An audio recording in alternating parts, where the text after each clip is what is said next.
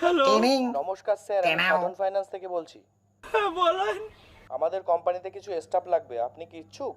ও দাদা, আমি তো সারা জীবন লোনের কাজ করবই না, উল্টে আমার ছেলেমেলের বলে দেবো, এমনকি তাদেরও বলবো তাদের ছেলেমেলে হলেও জানো কেউ লোন কোম্পানিতে কাজ না করে। ওরে বাবা, কেন? দাদা ওরা কেলিয়ে আমাকে ইএমআই বানিয়ে দিয়েছে দাদা। ও স্যার, স্যার, ও স্যার, এত কি ভাবছেন? আসুন ঘরে আসুন। না না, আমি ঘরে যাব না, যা বলার আপনি এখান থেকেই বলুন। আর এত কথা না বলে আপনি টাকাটা দিন। ও স্যার, আপনার সবসময় এত মাথা গরম কেন থাকে বলুন তো? ওই দেখেন আমাদের গাছে কত ডাব হয়েছে।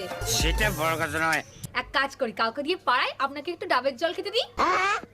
দেখেন দেখেন কত ডাব হয়েছে।